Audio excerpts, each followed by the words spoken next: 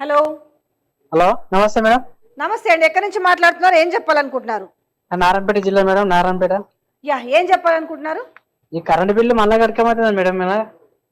Current bill మళ్ళా కట్టమంటురా? ఇప్పుడు ప్రచారానికి వస్తారు, ఓట్లు వేయడానికి వస్తారు కదా, వాళ్ళకి ఇవ్వండి బిల్లు.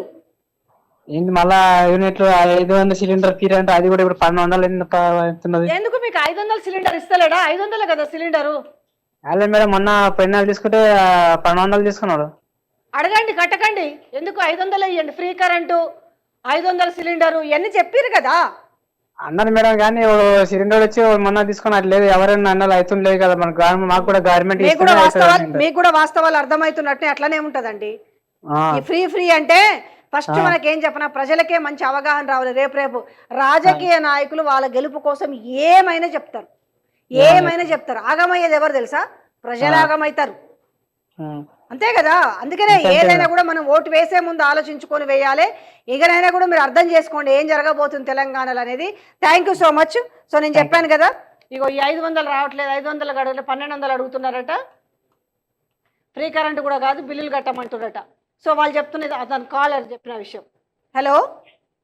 హలో, చెప్పండి, ఎక్కడి నుంచి మాట్లాడుతున్నారు? ఏం చెప్పాలనుకుంటున్నారు? Narayanpet district madam. చెప్పండి, ఏం చెప్పాలనుకుంటున్నారు? మేడం, కాంగ్రెస్ ఇచ్చిన హామీలని ఏది అమలు పరచడం లేదు. ఒకటండి, చిత్తశుద్ధి ఉండాలి. ఫస్ట్ రాష్ట్ర బడ్జెట్ ఏముంది, రాష్ట్రానికి అప్పులు ఏమున్నాయి, ఆదాయం ఏముంది, ఫస్ట్ మనం పోతే లంకె బిందెలు ఉన్నాయా, ఖాళీ బిందెలు ఉంటాయా, మనం అది బేరీజ్ వేసుకొని ప్రజలకు హామీలు ఇవ్వగలిగితే అవి నెరవేర్చగలుగుతారు.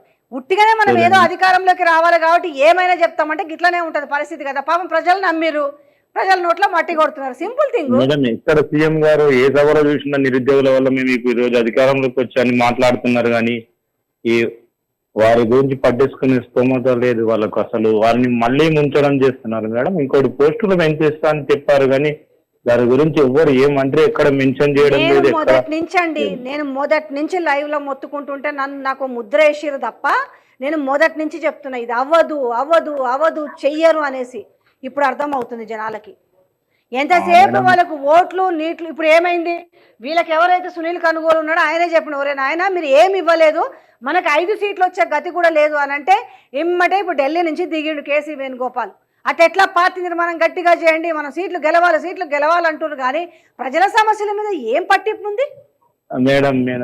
ఇంకోటి, రేవంత్ రెడ్డి సార్ గారు కూడా పోతున్నారు మేడం. ఇంకోటి, వేరే మంత్రులు ఎవరిని పట్టించుకోవడం, ఈ విధంగా చేస్తే పార్లమెంట్ ఎలక్షన్ లో మాత్రం కంపల్సరీ వాళ్ళకు బీజేపీ అడ్వాన్స్ అవుతుంది మేడం. వీళ్ళు 45. నేను అదే చెప్తున్నా, ఇక్కడ ఇంకో కుట్ర జరుగుతుంది. వీళ్ళకి 5 సీట్లు ఏమో పక్కన పెట్టండి, వీళ్ళకి మించి సీట్లు గెలిపించాలని కంకణం కట్టుకున్నారు బీజేపీని.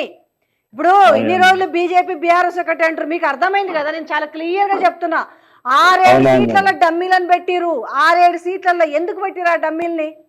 ఏం వీళ్ళ కార్యకర్తలు లేరా, లీడర్లు లేరా, జెండా మోసినోళ్ళు లేరా? వాళ్ళ భుజాలు కాయలు కాసేదాకా అప్పులు సప్పులు చేసి పార్టీని నమ్ముకొని ఉన్నారు కదా. పక్క పార్టీ నుంచి వాళ్ళకి వచ్చిన ప్రయారిటీ ఇస్తున్నారు తప్ప లోకల్ ఉన్న వాళ్ళని పార్టీని పైకి. ఎందుకండి మల్కాజ్గిరికి ఏం సంబంధం అండి? ఏం లేరా మల్కాజ్గిరిలో మీ కార్యకర్తలు, మీ లీడర్ లేరా? సికింద్రాబాద్ లో లేరా? మీకు చేవేలలో లేరా? మెదక్లో లేరా? వరంగల్లో లేరా?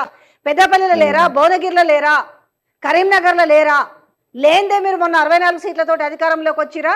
ఏంటి ఒక భయంకరమైన కుట్ల చాప కింద నీరు లాగేందని అంటే, ఇక్కడ బీజేపీకి సీట్లు ఎక్కువ రావాలి, వచ్చే విధంగా ప్రయత్నం చేయడమే అనేది ఒక కుట్ర మనకు భయంకరంగా కనిపిస్తుంది ఇక్కడ. అనిపిస్తుంది వాళ్ళ బిహేవియర్ చూస్తే.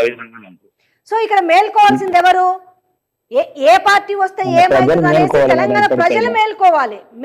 ఈ రోజు ఎందుకు వస్తాయి? బీజేపీ రాష్ట్రాన్ని కబలిస్తుంది అని చెప్పి ఓ దిక్కుకెళ్ళి రాహుల్ గాంధీ ముట్టుకుంటుంటే మీరేమి ఇక్కడనేమో ఆయన మాటలు పెడచెవిన పెట్టి చేసేదంతా చేసుకుంటా పోతారు. ఇంకేమైతే తెలంగాణ. రాహుల్ గాంధీ కూడా పట్టించుకోవడం లేదు. ఆయన ఒక వాళ్ళకు ఉంటే ఈయన సపరేట్ ఒక విధంగా బిహేవియర్. ఎందుకంటే బీఆర్ఎస్ మీద కక్ష తీర్చుకోవాలనుకుంటే ఏమైతుంది? మీదే పోతుంది కదా. బీఆర్ఎస్ మీద కక్ష తీర్చుకోవాలనుకుంటే అవుతుంది కదా. ఆయన వ్యక్తిగతంగా పోతుండే, కానీ పార్టీకి ఎంత ఎఫెక్ట్ పడుతుందని ఆలోచించారు. థ్యాంక్ యూ సో మచ్ అండి కాల్ చేసి మీ అడ్వైస్ తెలియజేసినందుకు. ఆలోచించండి. నేను ఒకటే చెప్తున్నానండి, తెలంగాణ ప్రజలకు చెప్పేది ఒకటి, ఏదైనా ఆలోచన చేయండి. ఏం జరుగుతుంది తెలంగాణలో? మీరు నీళ్లు, కరెంటు, రైతులు చచ్చిపోతుర్రంటే లెక్కియమంటారు, లెక్కించిన తర్వాత పలకరు.